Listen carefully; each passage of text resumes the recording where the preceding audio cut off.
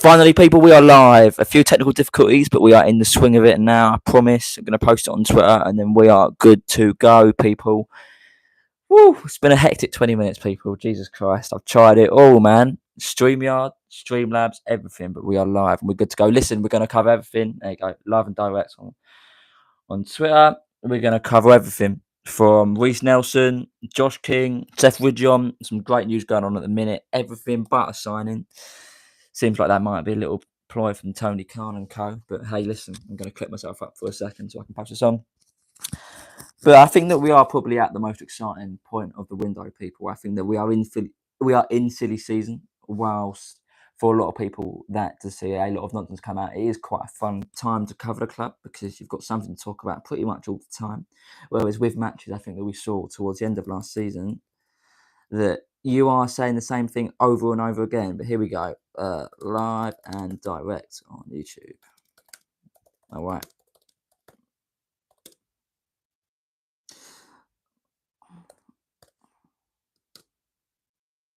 All right, people, let's do this shit, man. All right. I'm going to start off with Josh King. Listen, I think that I spoke about Josh King in a video yesterday. If you haven't seen it, go and check it out. I think we all sort of know what Josh can do within this Fulham team. We saw at Brentford the way at such a young age that he controlled the game. He was demanding possession from his teammates that are 10 years his senior. He was controlling the game. I mentioned this yesterday as well. There was a moment where there was Raul Jimenez, I think it was down the middle, and Adama Traore, who was running through on goal with a few minutes to go at the G-Tech, and Josh King, instead of switching the play, playing that risky ball, kept possession smartly, and Fulham progressed to win at the G-Tech. And Josh, he didn't just look like a prospect that was thrown into the limelight because of his name, because he was coming through the Mossberg Park Academy. Josh looks every bit, a Fulham player. And I think that this season, he really should be rewarded with not even just a cameo role. I think that when you look at Andreas Pereira's potential departure from Fulham, I think Josh really should be the man to go and fill that void. Andreas, whilst of course he offers some great pressing ability for Fulham, I think Josh's energy was quite evident last season. I remember at West Ham he got quite busy from the left hand side, beating players or and winning it back.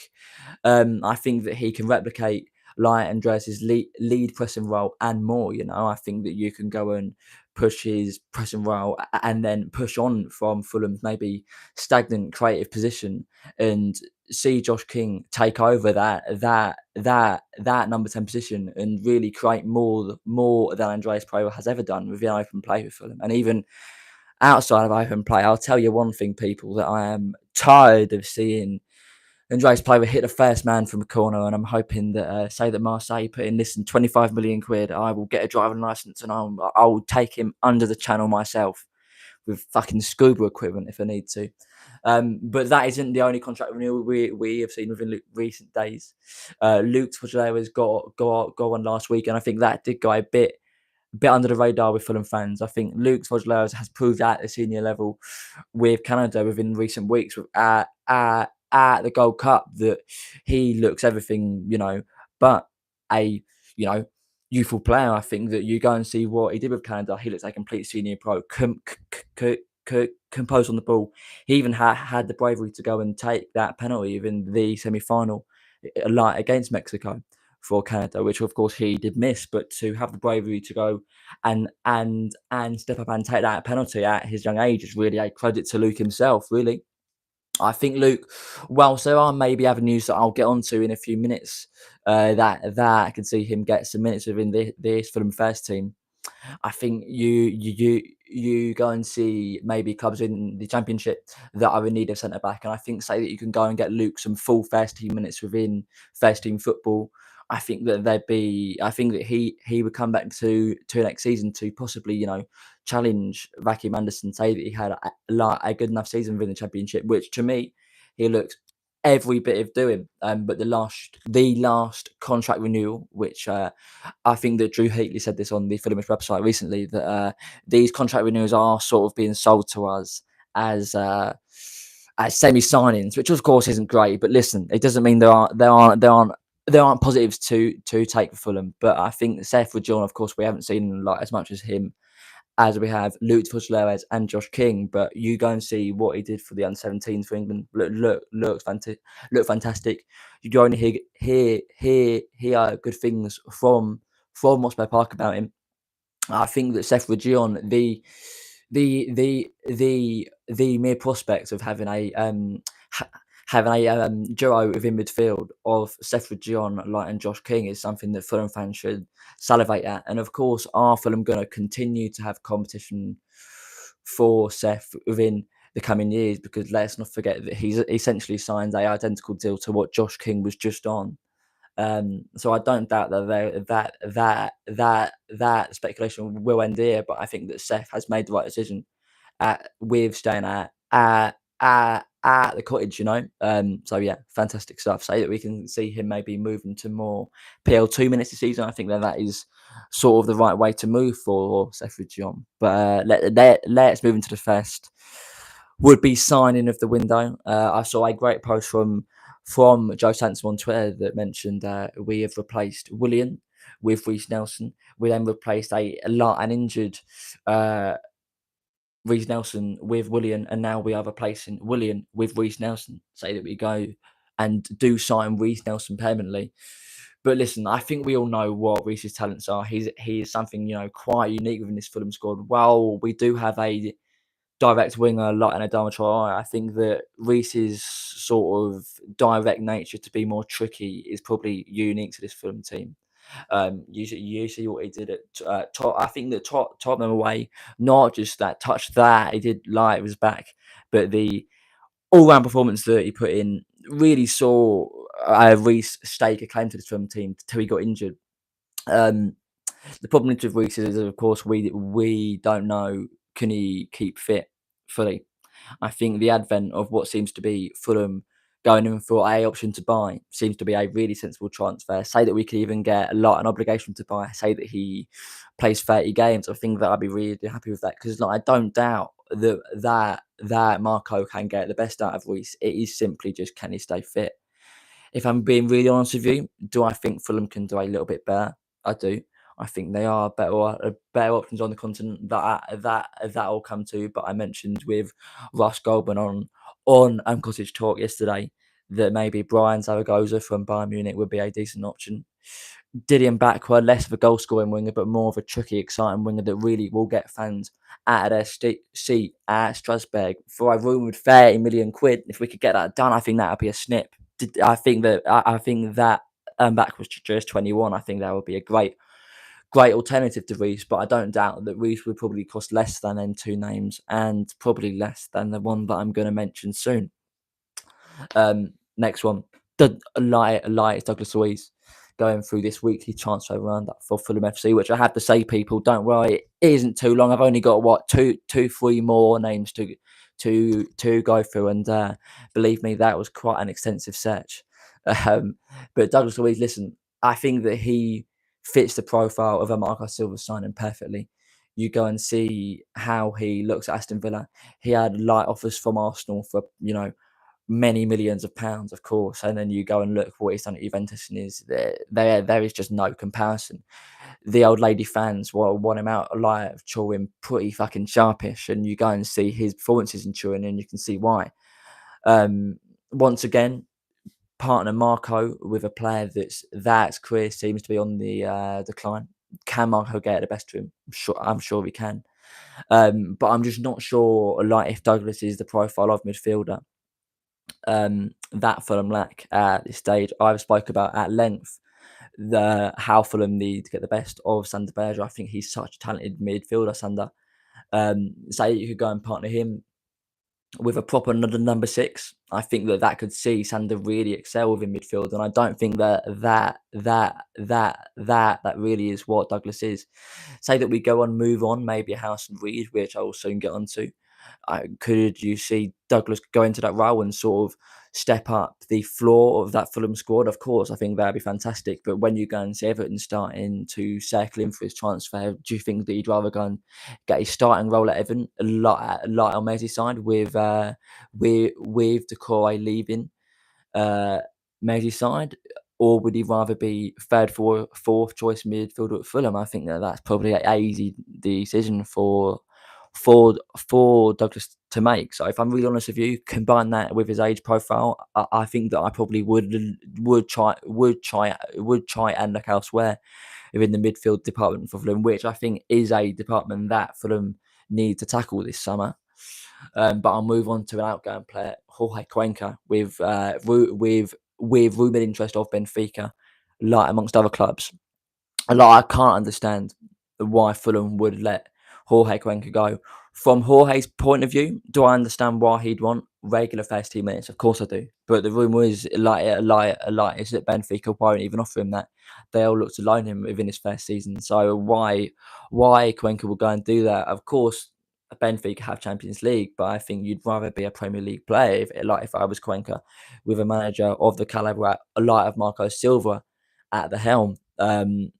Jorge, even his limited minutes last season, namely at Anfield away from home, even at City at home towards the tail end of the season, he looks every bit of once again a bit similar to Luke Fuchs. He looked a senior pro. Of course, Jorge's got a few years on the Canadian, but when you go and see Calvin Bassey, obviously his sort of ascent through the not Fulham ranks, but his ascent to player of the season last season, I think that a move for Calvin is unfortunately a bit of a inevitability within coming years. And I think, say that Fulham can sort of groom Cuenca to succeed Bassey, I think that that is a really smart plan of action that forward-thinking clubs, should have. And I think Fulham should be one of them. I think that, say that like Diop moves on within the coming months, because I think that that is a possibility. We didn't see him feature in many matchday squads within the last few weeks of the season. I think Jorge should 100% be fair to a centre back. He's more than good enough to be.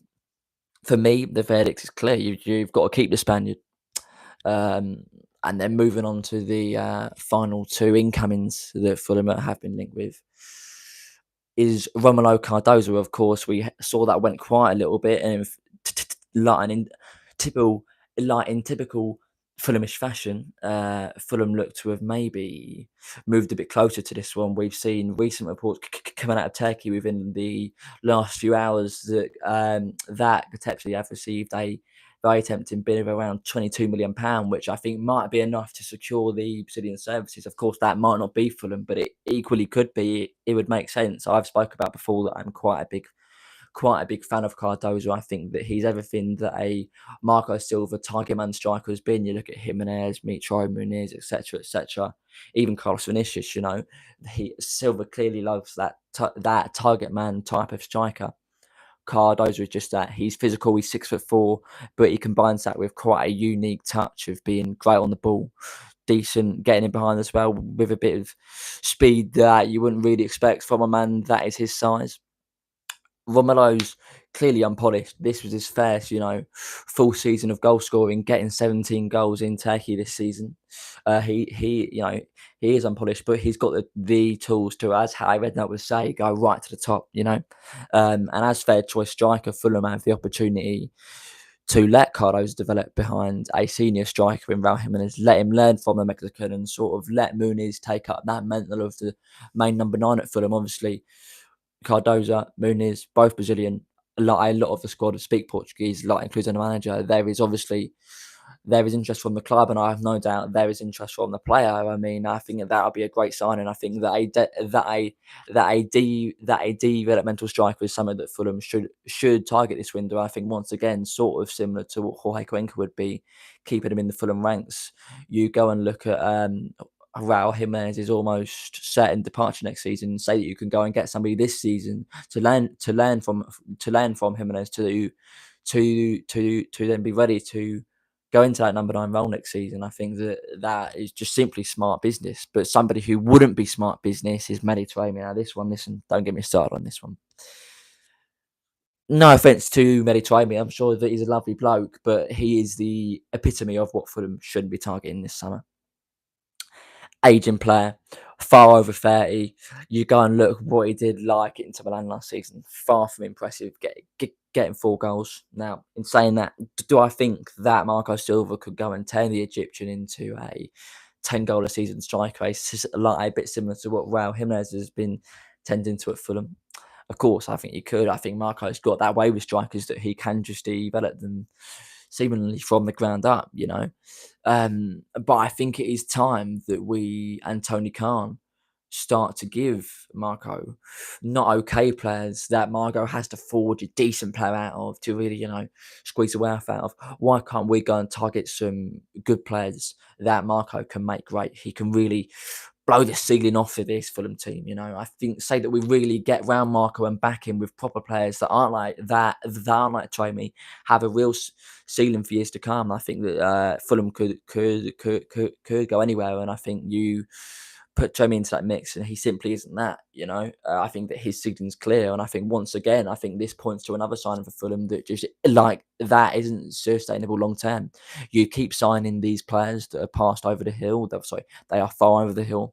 They're plus 30, and you aren't getting any sell-on value for them. And like it or not, within the nature like of PSR at the minute, a lot of modern football, Fulham have to be somewhat of a selling club. You've got to be cognizant a lot of the fact that the players you bring in as Fulham say they're good enough, you at one point will probably sell them, and that's partially why signing Josh King for a 4-year deal gives Fulham a great light opportunity not only to go and see Josh for 4 more years in a Fulham shirt, which is of course the main thing, but we've got an ability to say that we do sell Josh on, say that he really shines in a Fulham shirt. Fulham see pure profit for him. Say that Fulham move Josh on even 3 years for say £60 million, let's say. Fulham see £60 million of that instead of say Jalapalinia, where you've got like amortise, and don't worry, like I won't get a lot into the full thing. See my article if you want to on Medium. Little plug there for you. London's original Medium. There you go. But yeah, um, for me, Chomi's not the man.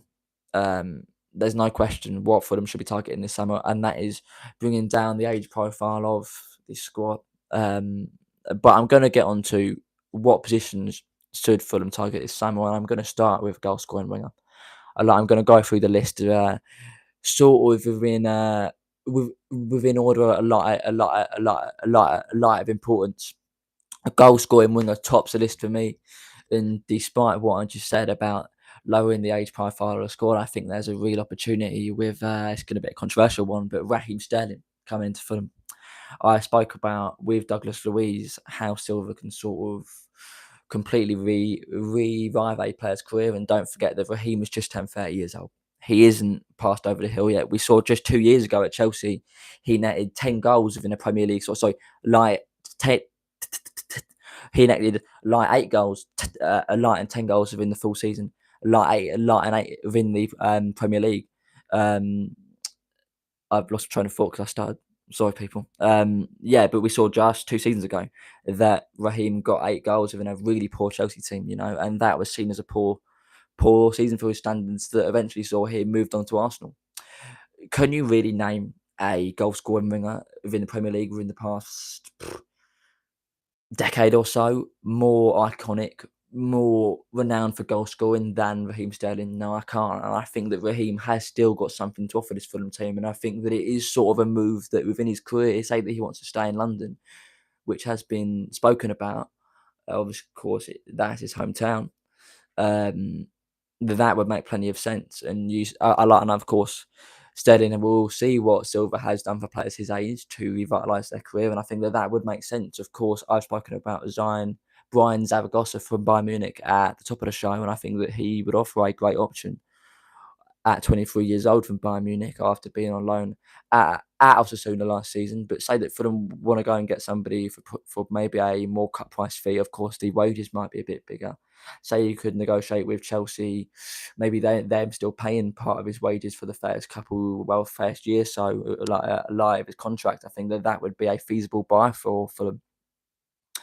Um, yeah, I think Raheem would be a great goal scorer in addition to this Fulham team. I think that is really what Fulham lack. You saw within the back end of last season that we did lack that spark. Like I think that Raheem 100% does does go and offer that. But I'm going to move on to what I sort of mentioned earlier. Like I sort of alluded to, like how a number 6 would unlock this Fulham midfield. We saw last season with the departure of Jalapalinia that 2 players in Sasalukis and Sanderbed had to replace Polina, and frankly, we didn't see a light enough going forward from our two midfielders last season. And while it might seem cutthroat to Sasa Lukic, I think that his sort of trademark of being a jack of all trades, I think that might hurt him in the end. I think that what Fulham really, really cry out for, like, is a six who can sit back, like, and see Sander Berge really advance, transition the ball forward at speed, like he's done at Sheffield United, and like and at Genk, and even a bit less so at Burnley within recent years. Sander, for me, like, is my dark horse of player of the season. I think that we have to go and target somebody who can get the best out of Sander. He is good enough to go and build this Fulham team around. And for me, that man should be Leslie. This is going to be a tough name to say.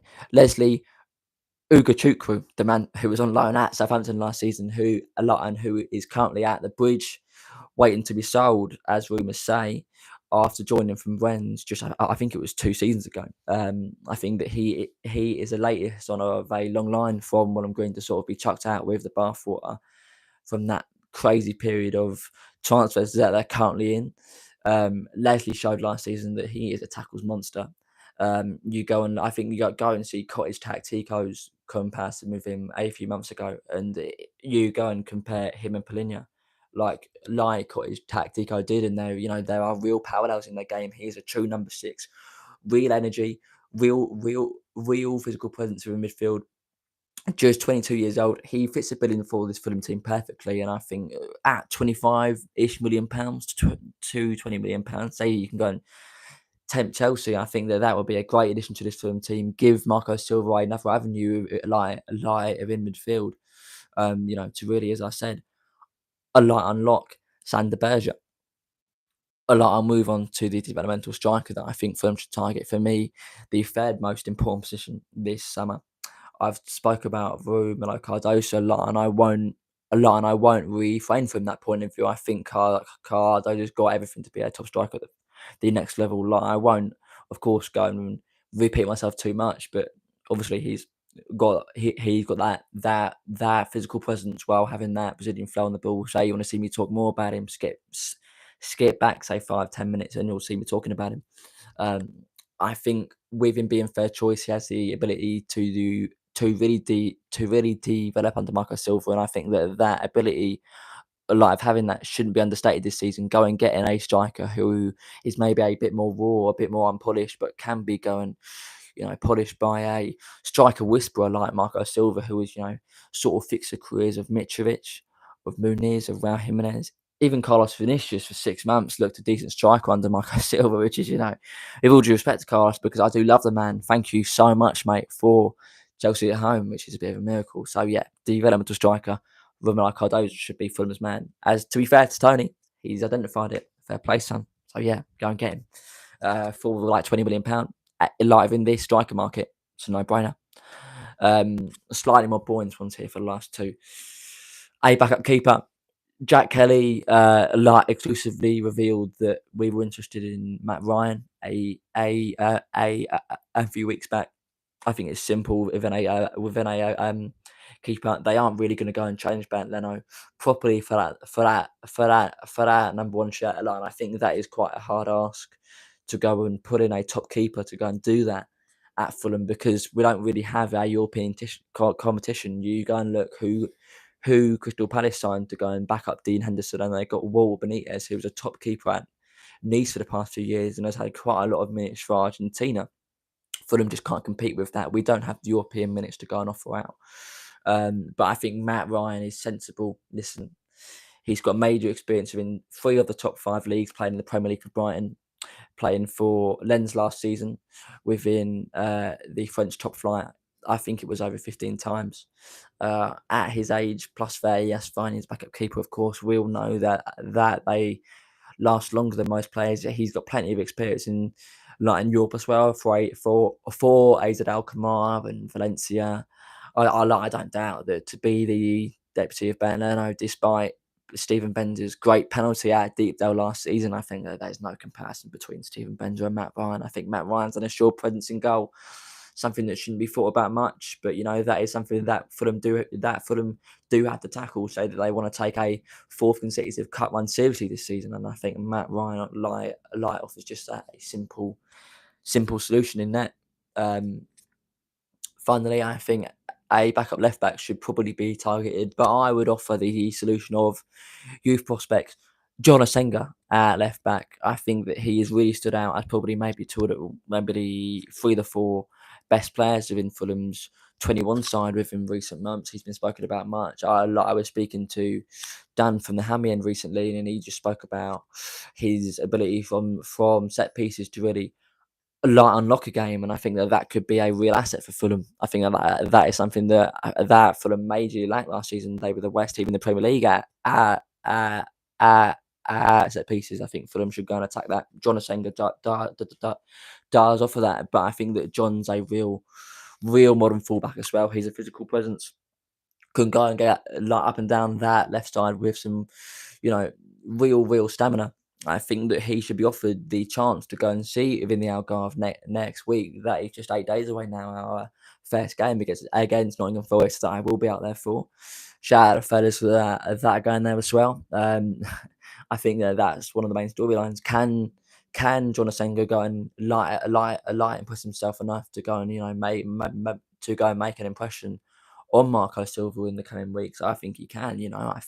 I think that youth players should be offered that chance to go and get some minutes within the cups. John Asenga, go and look what there is. Say that you can go and sort of redo what he did with Fode Ballatore a couple of years back. Of course, maybe go and do it. But John Asenga should be offered the chance in pre-season, especially with this lack of signings. And I'll move on to this now, the final segment of the show. I hope you've enjoyed it. Thank you, ladies and gents.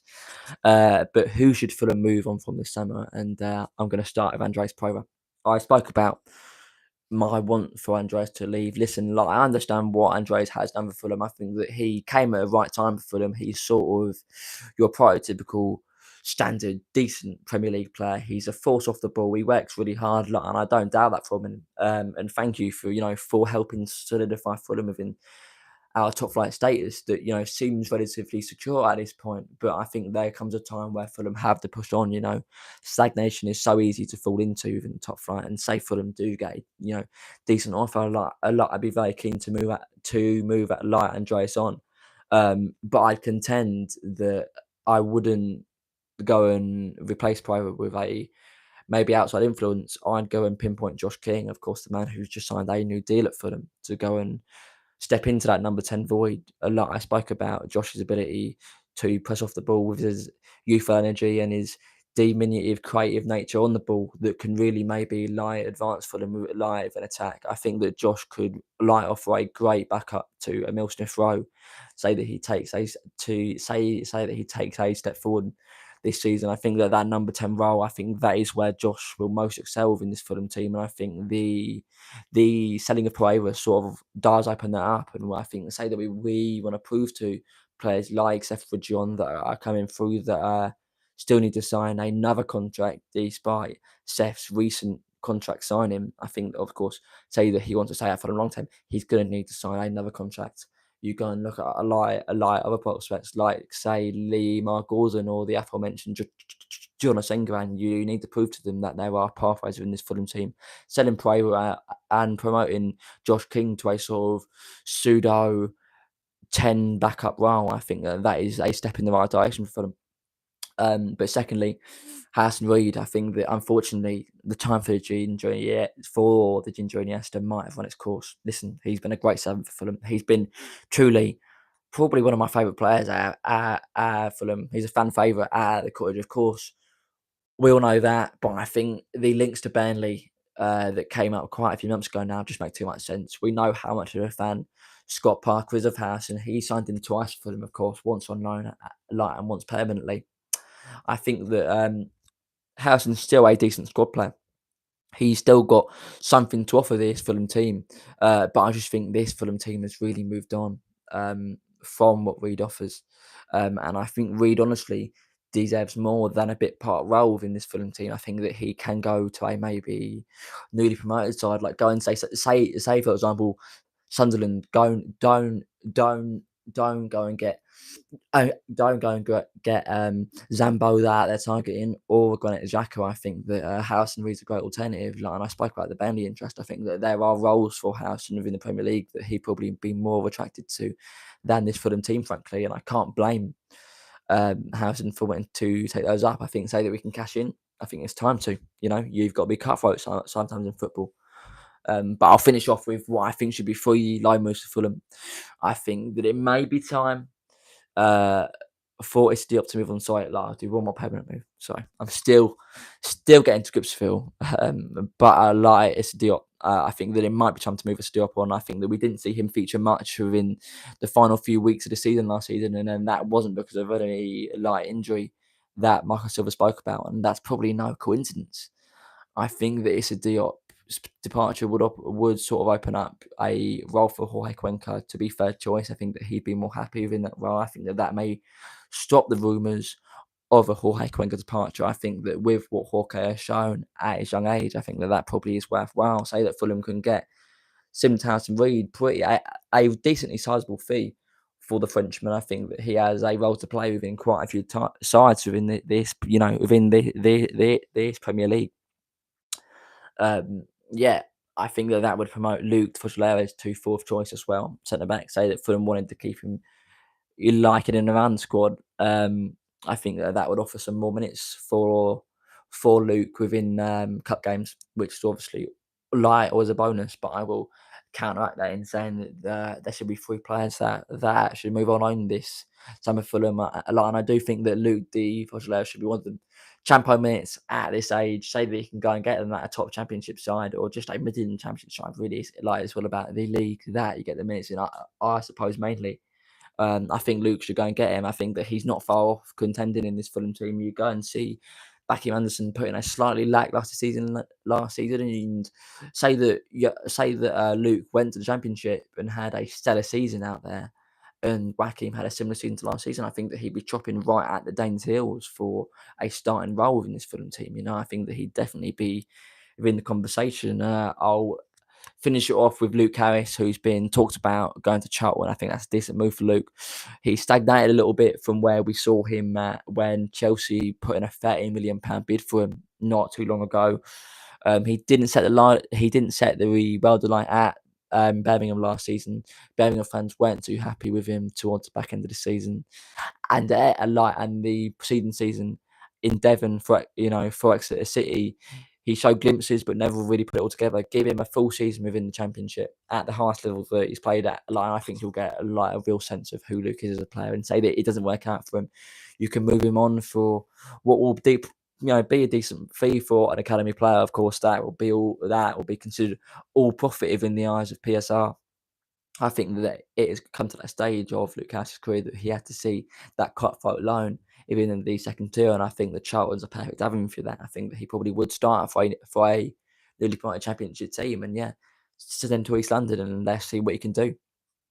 And I'll finish it off with Martial Godot, who came very close last January to moving to Watford, but due to Samuel Chukwueze not materialising within the last few hours of the window, Martial didn't move to Watford. I think that interest could well be reignited by the Hornets this window. I think that Martial, once again, I think that he's now, he's into his 20s, and I think that at that stage of a career, you have to start playing regular senior minutes. He showed some glimpses for Fulham. He's a tricky winger who can, do some damage down that right side. But I think similar to Luke Harris, that time has come that he's got to go and make that proper inroads like into regular senior football, whether that be for Fulham or somewhere else. I think a loan gives Fulham the opportunity to see that. And I think that sort of spells where Martial should go this season. I think that he shouldn't really be receiving regular first team minutes if Fulham want to push on next season and say that we do bring in a goal scoring winger that I'm talking about. I don't see where Martial fits into this Fulham team. So yeah, to me, a lone team's perfect. But listen, people, I'll end it there. It's been a pleasure to be first live stream. I was slightly late. We did have a few technical difficulties. I'm gonna Streamlabs, I'll never forgive you. 20 minutes late for my first live stream. Thank you very much. I couldn't even get it on Streamlabs in the end, so I'll be just on YouTube. In the future, I'll hopefully be on X as well, and maybe even live on TikTok, on all 3, YouTube, TikTok, and Twitter. Of course, I'll go and plug the Twitter. Blanco's away. The Medium on London's Original. The YouTube that you're watching this on is London's Original. The TikTok is London's Original. Go and watch it all. Fulham takes near enough every day. Going to the Algarve next week. Lots of content out there for the games in pre-season, and just the general vibe of being on a somewhat European tour for Fulham. So yeah, there's much more coming, people. It's just the start of things, and if there's anyone watching, thank you very much. I've now got to get up and turn this off. It's going to be quite awkward, so I'm going to sign off now and just pretend that I signed off. Thank you very much, people.